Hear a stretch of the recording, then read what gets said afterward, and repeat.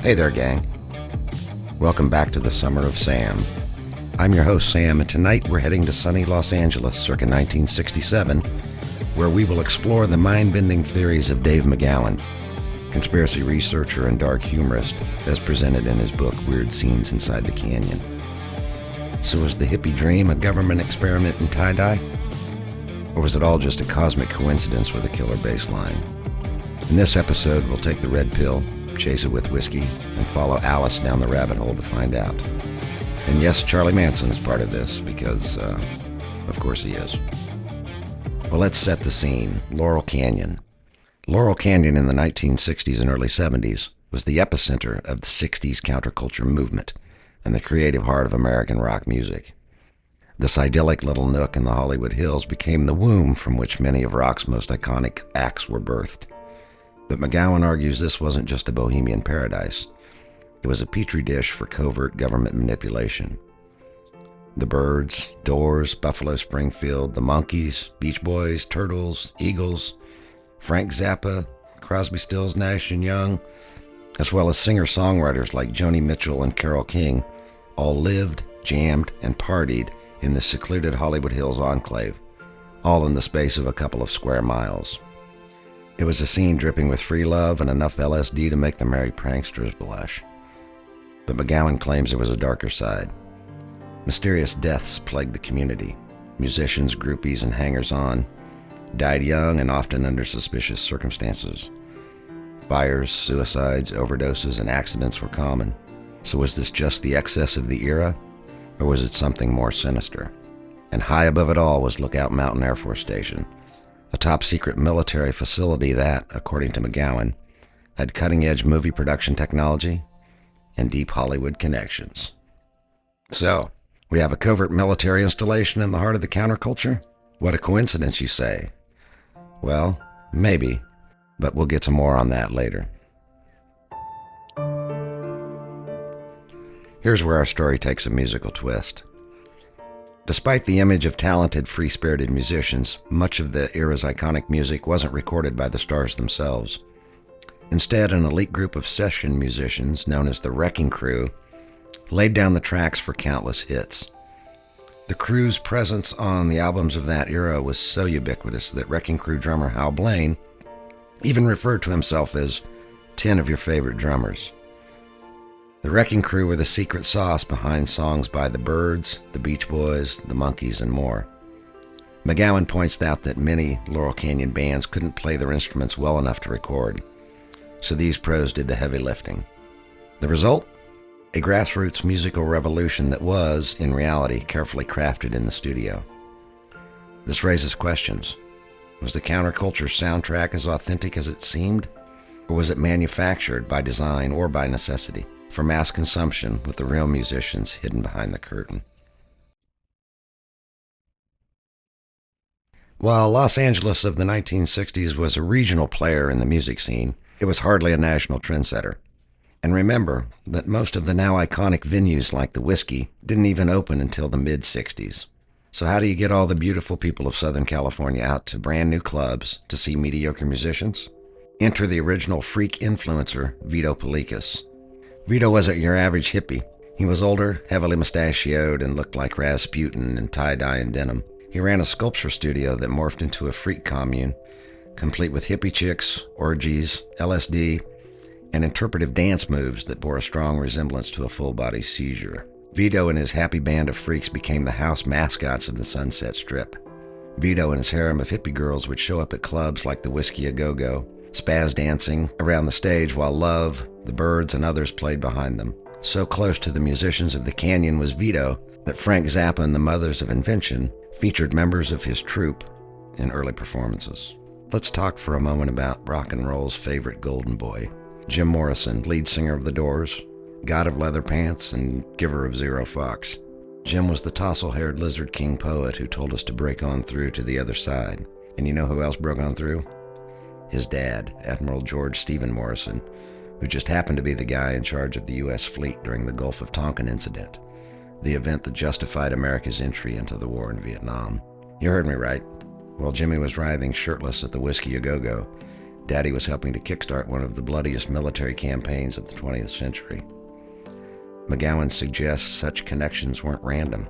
He theorizes that the government seeded the scene with people who could influence the counterculture's direction, possibly to neutralize genuine anti-war activism or radical change. Or maybe it was to create the radical change that the government wanted after all. Or maybe it was just a lot of privileged kids with famous parents and a love of guitars.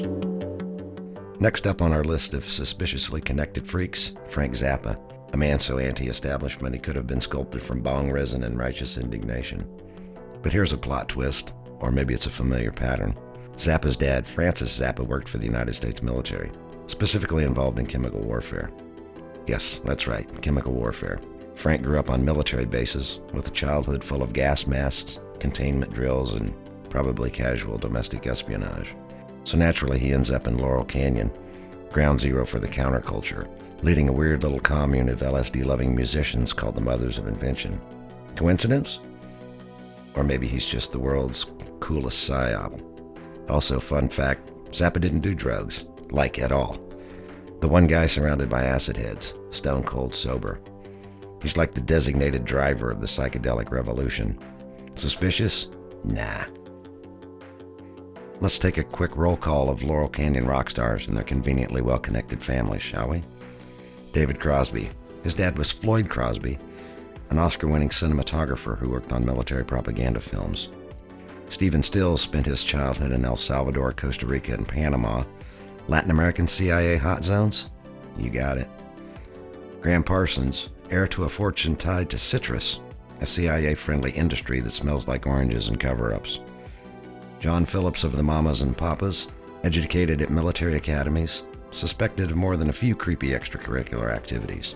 John Phillips would make a great episode, and if you're interested in that, let me know in the comments. Even Peter Tork of the Monkees came from a family with military and intelligence backgrounds. It's like the deep state ran a casting call.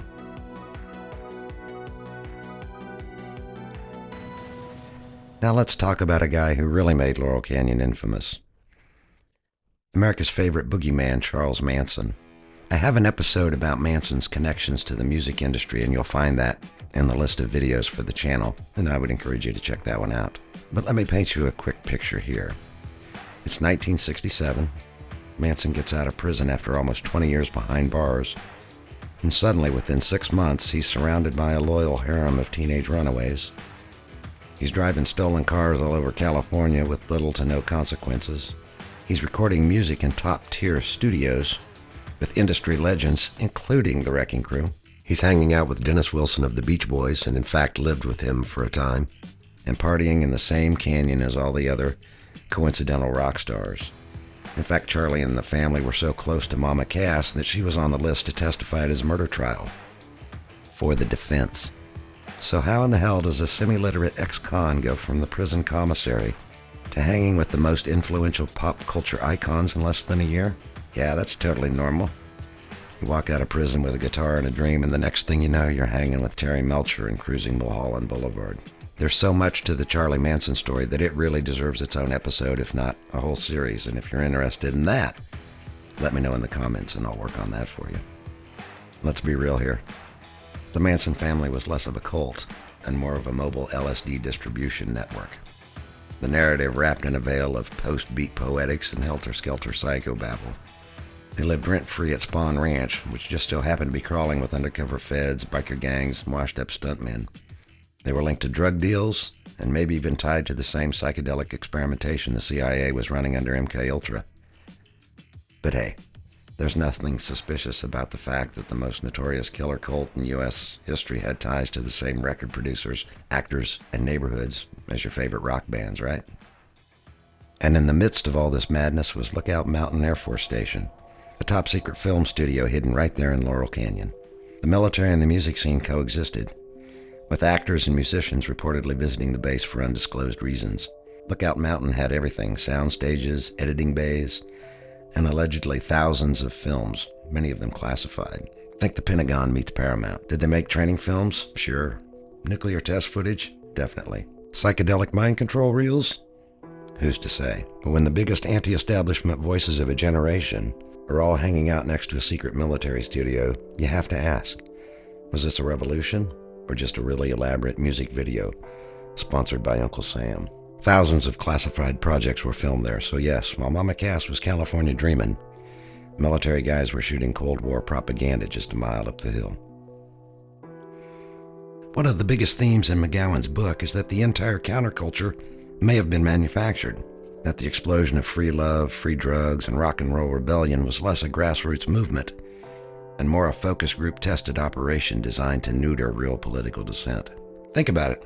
The hippie movement starts booming right when the anti-war protests are gaining traction. Suddenly young people aren't organizing. They're getting high in Garden Gate Park, having orgies, and thinking the government might not be so bad when viewed through a lava lamp.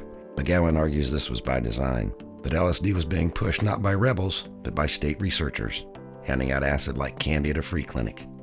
Timothy Leary, anyone? Tune in, turn on, and drop out may have been the first government-approved self-sabotage slogan, and they ate that shit up. So was the 60s counterculture an organic, spontaneous, flower-powered rebellion? Or was it a top-down, deep-state engineered social experiment designed to pacify dissent, spread drugs, and funnel the rage of an entire generation into a big old cloud of pot smoke and bad decisions? McGowan doesn't claim to have all the answers, but he certainly does ask a series of uncomfortable questions. And honestly, after researching this, I'm never listening to California Dreamin' the same way again. So the next time someone tells you the 60s were the peak of peace, love, and freedom, just smile and nod and ask them if their daddy worked for the Pentagon.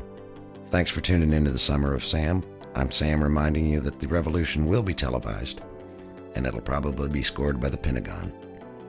Let me know if you have ideas for other shows. I appreciate you tuning in and listening. If you liked what you heard, please subscribe. There'll be more content. Thanks.